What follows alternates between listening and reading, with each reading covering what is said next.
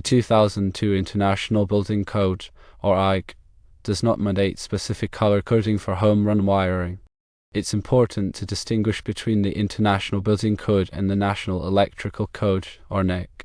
While the IBC primarily focuses on structural and safety aspects of buildings, the NEC provides comprehensive standards for electrical installations.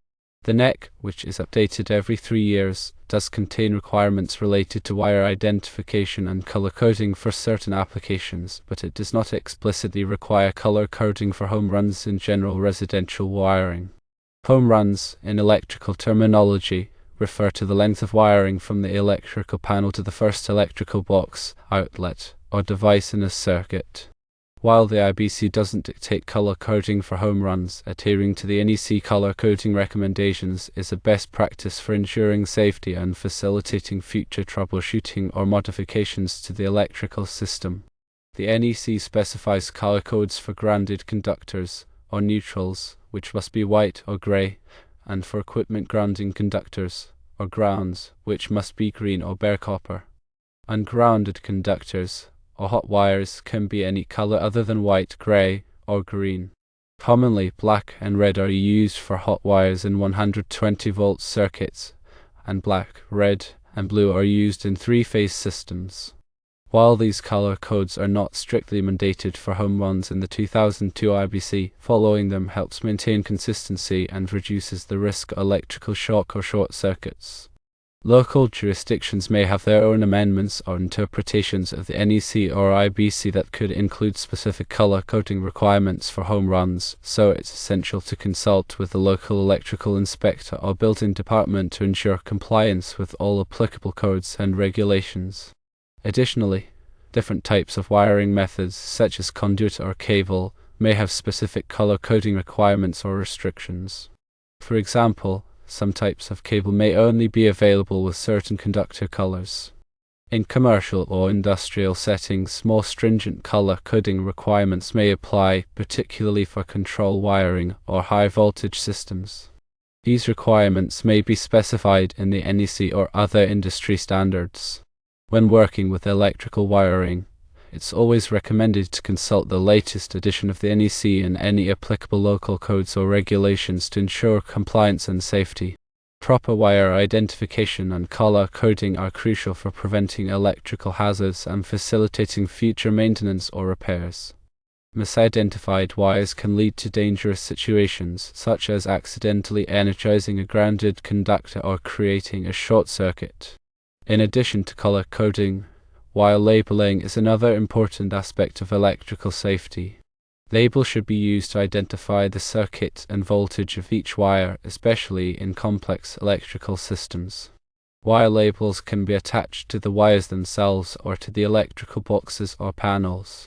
When making electrical connections, it's essential to use the correct type of connectors and to ensure that the connections are tight and secure. Loose or improperly made connections can cause overheating, arcing, and even fires. Always turn off the power to the circuit before working on any electrical wiring. Use a voltage tester to verify that the circuit is energized before touching any wires or components. If you are not comfortable working with electrical wiring, it's best to hire a qualified electrician to do the work.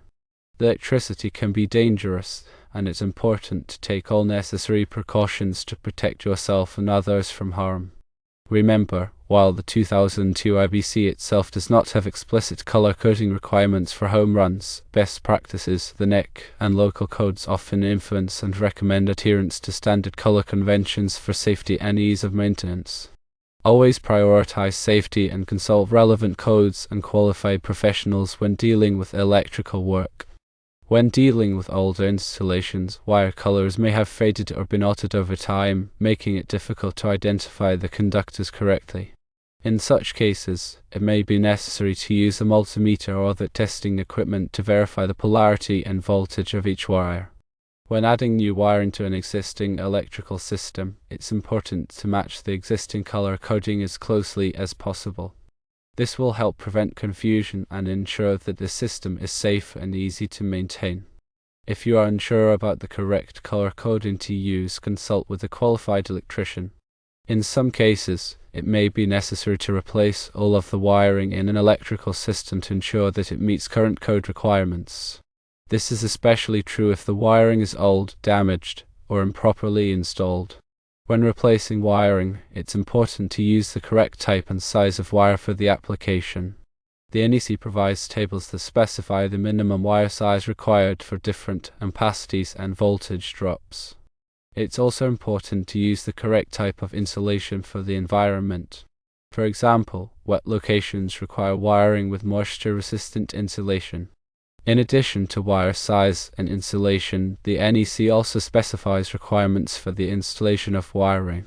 For example, wiring must be supported properly and protected from physical damage. The NEC also specifies minimum clearances for wiring from heat sources, such as chimneys and furnaces. When installing electrical boxes, it's important to use the correct type and size of box for the application. The NEC specifies the minimum box fill requirements for different types of boxes and wiring methods. It's also important to ensure that the box is properly grounded. When installing receptacles and switches, it's important to use devices that are rated for the voltage and amperage of the circuit. The NEC also specifies requirements for the installation of ground fault circuit interrupters, or GFCIs, in certain locations such as bathrooms and kitchens. GFCIs are designed to protect people from electrical shock by detecting small amounts of current leakage to ground. When installing lighting fixtures, it's important to use fixtures that are rated for the environment. For example, wet locations require fixtures that are designed to withstand moisture. The NEC also specifies requirements for the installation of smoke detectors and carbon monoxide detectors in residential buildings. These detectors are designed to provide early warning of fires and carbon monoxide leaks.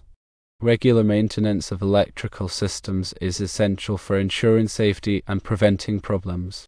This includes checking wiring for damage, tightening connections, and testing GFCIs. It's also important to have a qualified electrician inspect your electrical system periodically to identify any potential hazards. When making any changes to your electrical system, it's important to obtain the necessary permits and inspections from your local building department. This will help ensure that the work is done safely and in accordance with all applicable codes and regulations. Remember that electrical codes and standards are constantly evolving. Always refer to the latest edition of the NEC and any applicable local codes or regulations when working with electrical wiring.